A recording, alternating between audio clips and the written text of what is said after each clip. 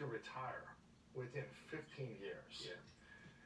I want to talk about that. Sure. I want to talk about it at different stages of life. If you're in your 20s to your 30s, if you're in your 30s to your 40s, I want to talk about that.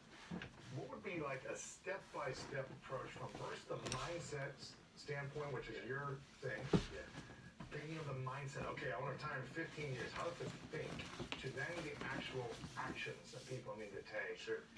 in order to get there. And what does retirement actually look like? That's a good question. I'm gonna give you a quick formula and then I'm gonna Yes. break it down because I have created, it's not very complex, but I created this wealth formula which breaks it down into a very simple, almost mathematical thing where it's, you take your income, you subtract your expenses, and that equals your investments plus your savings. Income, Plus income minus expenses equals your investments plus your savings. So if you want to become wealthy, it ultimately comes down to having more investments. Your savings are not there to make you wealthy, they're there to protect you against an emergency. Your investments are what make you wealthy. So if you want to become wealthy sooner, or if you want to become wealthier, you need more investment. you need more investments. How do you do that? Well, if it's your income minus your expenses, it's basic math. You either increase your income, decrease your expenses, or do both. Right. So that's the ultimate formula. So now if we talk about, let's break it down step by step on how you actually do it. 6 steps. And this is, no matter what age you are, these are the 6 steps that you want to follow. Before you get into the 6 steps, Yeah. what is the mindset that someone needs to think about? Step number 1 is know the mindset. Oh, my man. So step Okay. number 1 is you need to have the right mindset. And Okay. so this is why I call myself the minority mindset and the brand minority mindset, because it's all about thinking differently than the majority of people. Because if you follow what the majority of people do, in 80 to 90% of situations, you're probably doing something wrong. And you'll be in debt, you'll be paying off debts and loans for the rest of your life. The majority of people are broke. The majority of people are living paycheck to paycheck. The majority of people are drowning in debt. The majority of people have 0 to no investments. The majority of people are unhappy. The majority of people are miserable. And the majority of people do not like their jobs. This is not me exaggerating. These are all statistical numbers where more than 50% of people feel this way.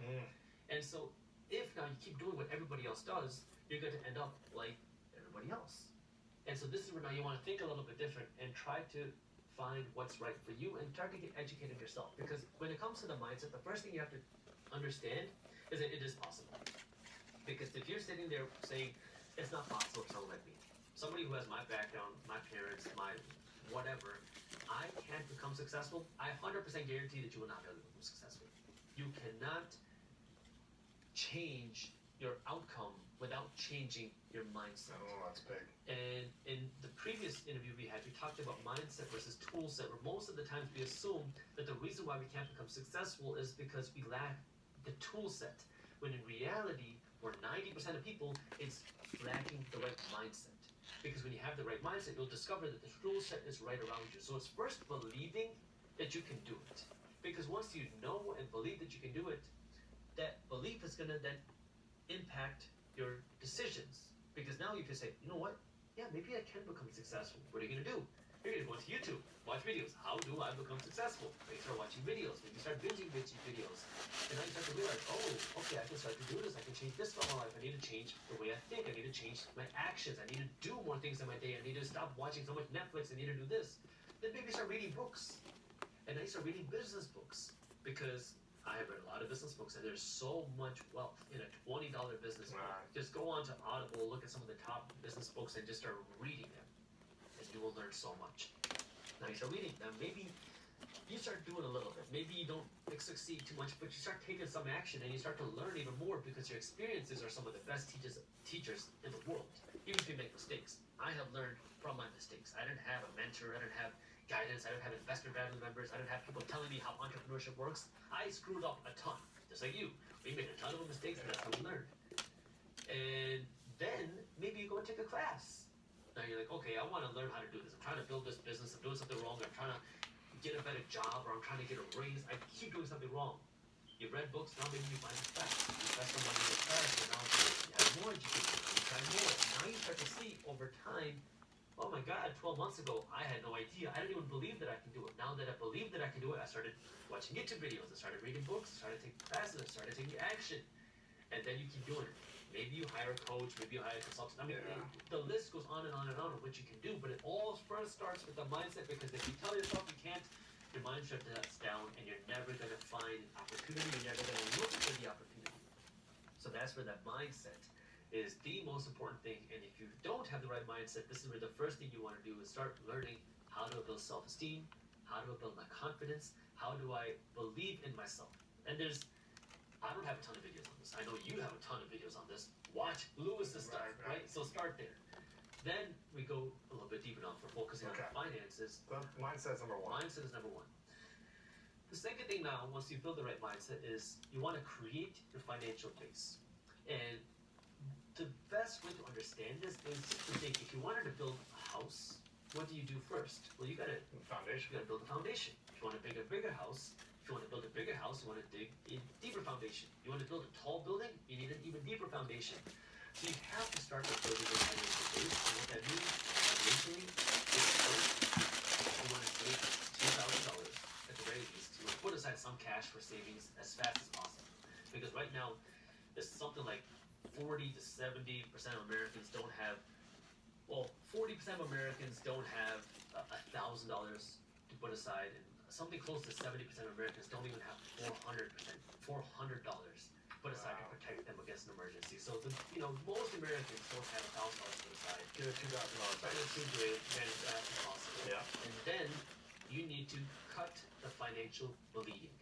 That means your high interest debts, your credit card debts, your hard money loans, your 0% APR loans, which are now charging you 20 to 25%. These need to be paid off as fast as possible, because these are loans that are keeping you alive financially. And So, I mean, it seems like credit cards are one of the biggest things that hold people back. look, credit cards are a tool. They are a tool. If you're not educated with them, you get stuck. If you have this tool without the education, it will burn you. I only spend with a credit card. I spend You know how to use the tool. because I know how to use a tool.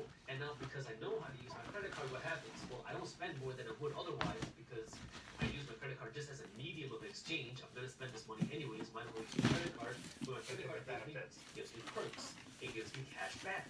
It gives me fraud protection. It gives me free insurance. It gives me hotel upgrades. It gives me all these things just because I use the credit card instead of paying with cash.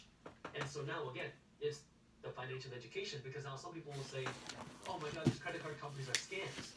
Well, the reason why they're looked at as scams is because we don't have the right education on how to use them, right? It's a tool without the education on how to use it.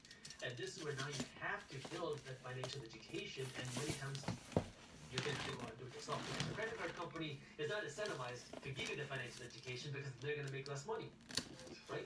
It's profitable to keep people poor. It's profitable to keep people financially uneducated, because now if you just keep spending money in your credit card because you have no idea what you're doing, now your credit card company is going to get rich. The average household in America has $6,200 worth of credit card debt. So if you have credit card debt in America, you probably have an average of $6,200. Wow. Now, let's talk about that. Because if, What's the interest on that? well, that's 15 to 25, 28%. So every month you're paying that.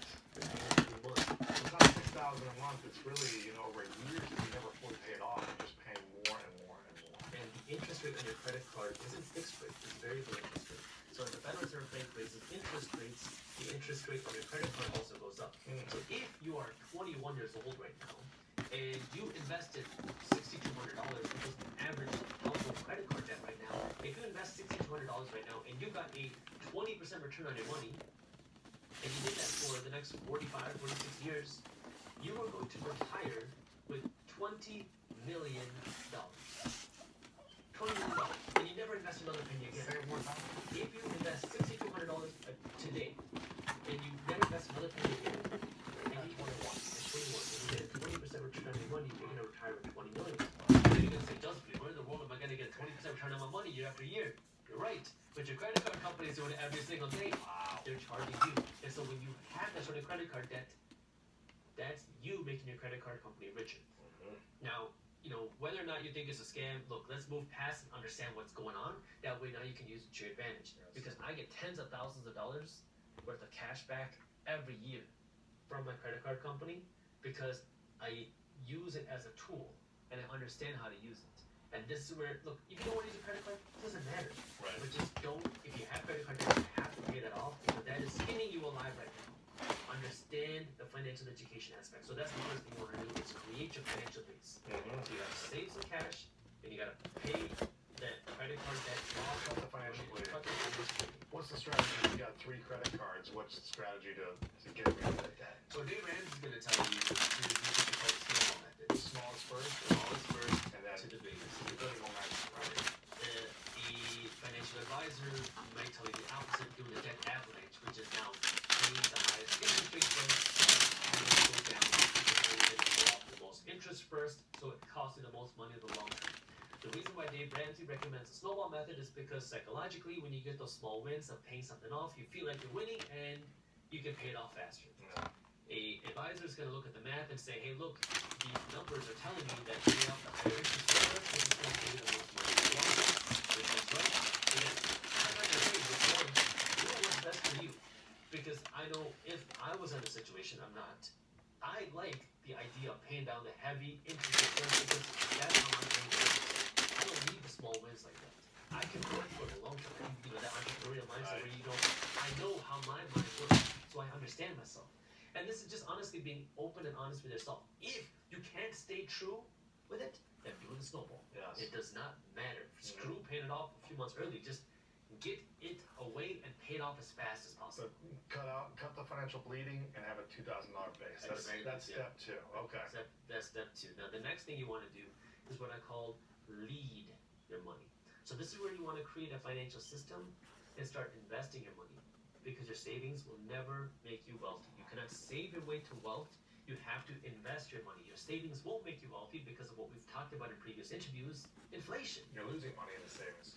If inflation is higher than the interest rate you're getting at the bank, then your savings are effectively making you poorer each and every day, because your savings are losing value to inflation. Now, does this mean you should not save any money? No. It means you need to save your money strategically. So you want to save your money for 3 reasons and 3 reasons only. Save your money for an emergency. Save your money for a big purchase. If you want to buy a car, you want to buy a house, you want to buy a nice watch, whatever you want to buy, you need cash in order to do that. And then 3, save your money for an investment. If you're not saving your money for one of these 3 reasons, you're saving your money the wrong way, and it is making you poorer by saving that money. So now focusing on the first aspect of saving your money for an emergency, how much do you save? This is now, again, going to depend on your risk tolerance. You want to save somewhere between 3 to 12 months worth of your expenses. And the amount of money you save is going to depend on where you are in life and how much risk you're willing to take on. If you're like, hey dude, I'm 25 years old, I don't have any financial responsibilities, I don't need that much savings, fine. Save a few months worth of savings, and that's it. Invest more aggressively. If you're like, hey, I have a family, I have kids, I have a spouse, I don't want to take on all this risk, then save 6 months, 9 months, a year's worth of savings, because now it will give you that peace of mind that you have some extra cash put aside. So it's going to depend on your risk tolerance and what you want. But in this lead your money step, this is where you want to understand that there's more to putting your money aside than just saving your money. You also want to be putting your money to work. And the best way to do this is to create a system where no matter how much money you're making, you are going to proportionately continually invest and save based on your income. So what does that mean? Well, one of the simplest things you can do is follow something like Percentage. a 75, 15, 10 plan, which means for every dollar that you earn, 75 cents is the maximum that you can spend. 15 cents is the minimum that you invest, and 10 cents is the minimum that you save. And this never changes with your income. The only thing that you would ever change is after you hit that savings goal for your emergency savings. You don't keep saving your money for the emergency because you built that whatever months you want, you put that towards your investments. Yes. And now, whether you're making 40 grand, 400 grand, 4 million, 40 million, you just keep following the same thing, and you're living below your means, and then you're constantly putting money aside for your investments. Now again, we talked about this before. This investment money can either be passively invested, all of it, or you can put this money aside to be invested. So you can put this money into a bank account, you're looking for a rental property, you're looking for a business to buy, you're looking for a cheap stock to buy. This now depends on what your investment goal, right? Where do you want to be invested? How do you want to invest your money? And this is that financial education knowledge. Well, what do you want to do to build a goal? If you don't want to be involved with your money, you don't want to be a day-to-day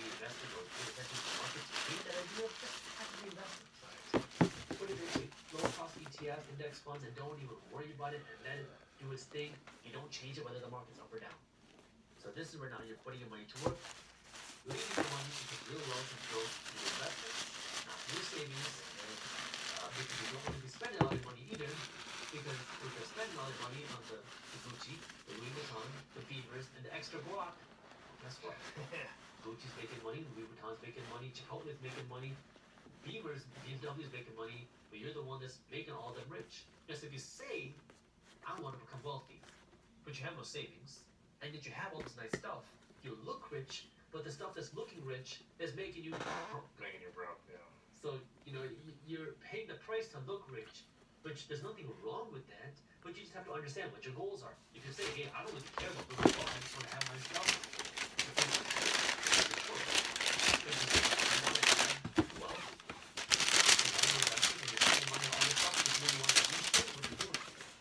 And understand what it is that you want, and make sure that your actions are aligning with your goals, your lifestyle, aligning with what you want to do. Or you're putting your money not in buying a bag, but in buying stock in it. Exactly. Right. Own the company, own the places where you're spending your money. And, again, there's nothing wrong with having nice stuff. Right. What I'm trying to say is, Yeah. just be able to afford it. Yeah. You know what? Don't If go you to credit card with it, yeah. don't go into a credit card with it. If you want a nice watch, you want a nice house, you want a nice car, fine. Just make sure you can afford it first. Right. And this brings me now to the next step, which I call interest-free